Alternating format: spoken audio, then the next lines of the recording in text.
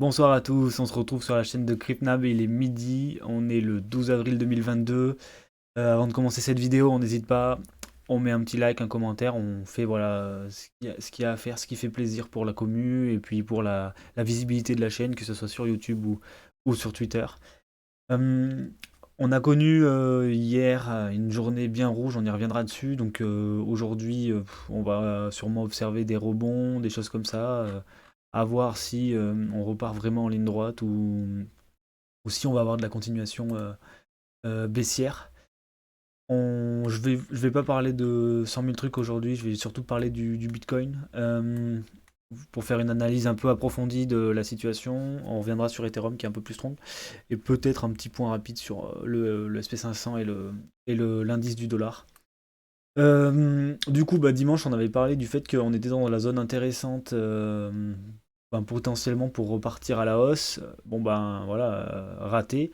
Voilà, on est venu enfoncer des plus bas.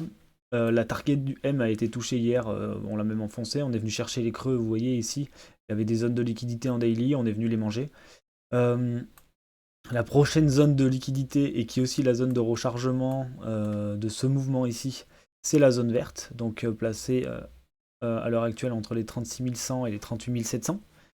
Ce qu'il faut retenir, c'est que dans cette zone verte, il y a pas mal de zones de liquidation. Le gros problème, c'est que si vous regardez bien la dynamique ici, on a fait un, un creux, un sommet, un creux, un sommet. Il faudrait pas casser les creux quand même, parce que si on commence à faire des nouveaux creux et à entamer une dynamique baissière qui ferait des enchaînements de M, voilà, ça serait assez inquiétant pour les prochaines semaines, prochains mois. Donc c'est ce qu'il faut éviter de voir. Donc là, ce qu'on peut voir, c'est qu'en une heure, il me semble qu'en une heure, on n'a toujours rien, on n'a pas de momentum bullish. Donc on est vraiment, pour moi, sur un rebond à l'heure actuelle. On le voit, en plus on a une div cachée baissière, c'est-à-dire que regardez ici, on a le MACD qui est assez bas, et ici on met une énorme force acheteuse pour rien faire, quoi. Typiquement, on est en train de taper les zones qui étaient censées être des supports. On est en train de s'en servir un peu comme résistance à l'heure actuelle. Donc, moi, je serais pas du tout étonné d'une nouvelle attaque baissière pour aller chercher encore des zones de liquidité encore plus basses. Donc, pour le marché, en termes de globalité, on n'a pas de div, on a div bullish, hein, je parle. Donc, sûrement une nouvelle attaque baissière dans la journée ou demain. Euh, En tout cas, avant la fin de la semaine, on risque de finir la semaine dans cet ordre vert, on va dire. Et bon, ça peut être un peu problématique par la suite. On verra comment réagit le marché quand on arrivera dans ces zones de liquidité. Hier, en tout cas, ce qu'on a pu observer, et qui est assez intéressant quand même, hein, c'est que, regardez-moi ça, ici, donc on a commencé à avoir une première attaque baissière. Qu'est-ce qu'on fait la plupart des gens? Voilà, on a une hausse des open interest, on a le funding qui a remonté tout de suite. Donc ça veut dire que là, les gens, ils ont commencé à long. On a du coup une chute du marché au fur et à mesure. Regardez-moi ça. Les open interest qui montent, qui montent, qui montent. On n'a pas les funding qui s'écroulent.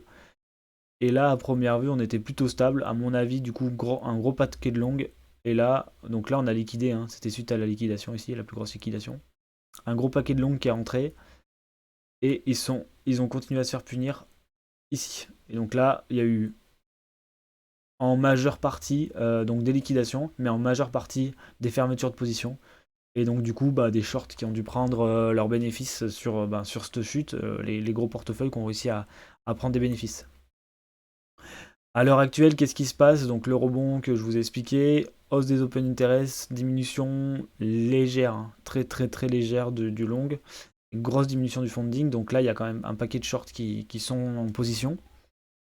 Après, aussi bien, il suffit juste qu'on pète un ou deux sommets, genre celui-là, pour qu'on puisse rattaquer vers le bas. Ça, le marché le dira, je peux pas le dire. Le gros problème de toute façon à l'heure actuelle, c'est encore ce ratio long. Il faudrait voilà, pour un bottom, il faudrait qu'il retombe en dessous des 50, quoi. Donc en dessous des 50%, ça fait quand même un truc sacrément loin. Hop, c'est pas ça que je voulais faire. Ça fait quand même un truc qui est sacrément loin et on n'en est pas du tout là à l'heure actuelle. Donc faites attention à vous si vous commencez à vouloir buy the dip, etc. Ça peut vite, ça va potentiellement devenir problématique. Je voulais aussi vous montrer du coup au niveau des altcoins, parce que c'est aussi ce qui nous intéresse, puisque beaucoup de gens sont là, ouais, bah du coup on va remettre du levier sur les alts, il y a des bons prix. Le levier, les gars, c'est pas pour augmenter votre portefeuille, hein. C'est pour pouvoir le diversifier plus que de pouvoir l'augmenter. Ça me permet d'injecter du risque avec moins d'engagement de son propre capital. Donc faites attention à cette utilisation-là. Il y a des cours très intéressants. Peut-être qu'un jour je reviendrai dessus sur un tuto du samedi, on verra. En tout cas, à l'heure actuelle, sur donc là, la baisse du BTC, on voit qu'on a une baisse bah, du coup de l'open interest des alts, normal, il y a eu pas mal de liquidations longues. Ce qui est intéressant, c'est qu'enfin on commence à retourner dans des fundings négatifs. Il faudrait s'y installer un peu plus longtemps pour espérer avoir un retournement.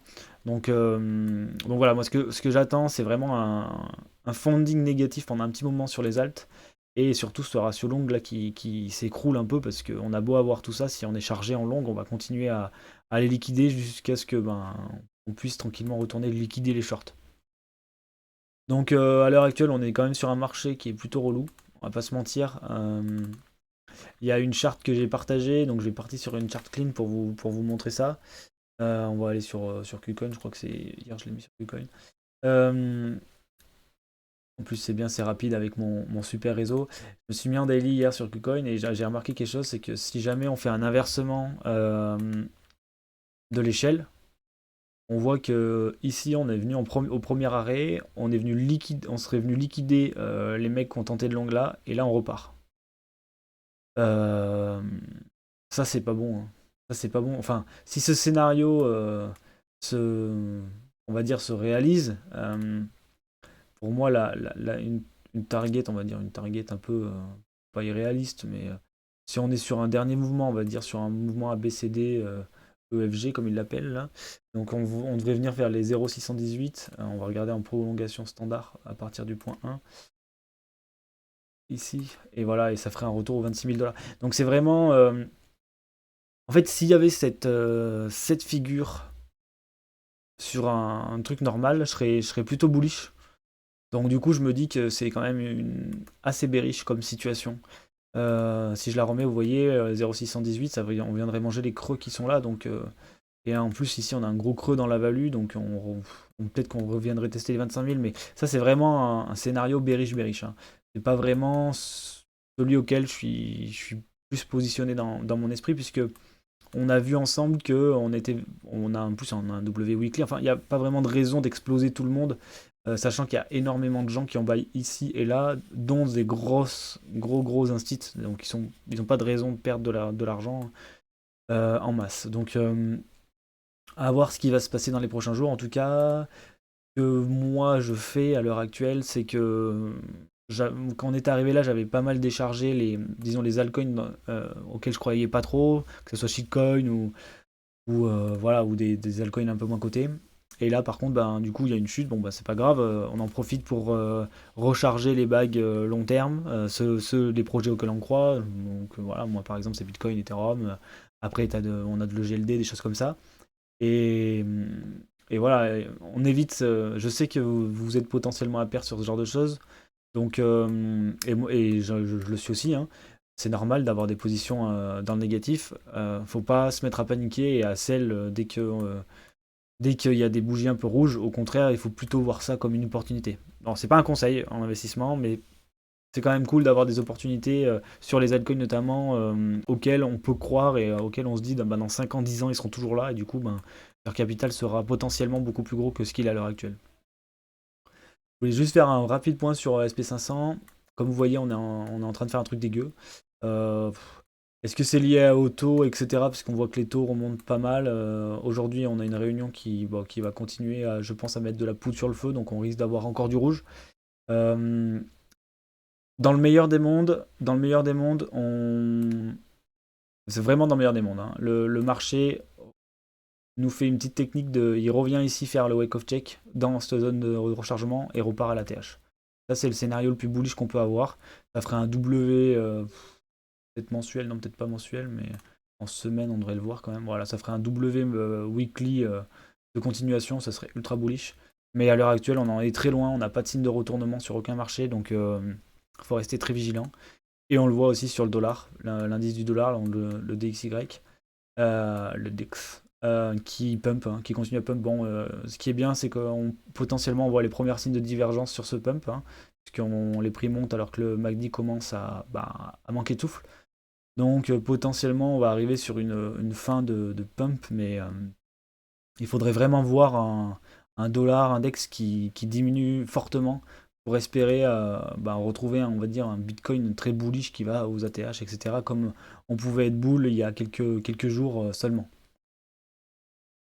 Donc la conclusion aujourd'hui, c'est faites attention à vos wallets. On va potentiellement revenir titiller les liquidations autour des 37 000, hein, puisqu'il y a encore du jus pour descendre. Il n'y a pas de signe de retournement, il n'y a pas de reprise en main, en tout cas en 1 heure ou en 4 heures. On peut le montrer aussi en 4 heures, ou en 4 heures des boules. Donc pour l'instant, c'est pas terrible, terrible. Ici, on a potentiellement des divs, mais vous voyez que encore ça, elles sont pas confirmées rien. Donc on pourrait très bien revenir dans cette zone ici avant de potentiellement revenir liquider les longues et qui fera, selon le scénario, des bons points de sortie aussi sur des alts si vous n'avez pas pu sortir correctement à ce moment-là. Donc voilà, c'est la conclusion du jour. Faites attention à vous, le marché est un peu capricieux en ce moment. Et on se retrouve jeudi. Allez, à plus.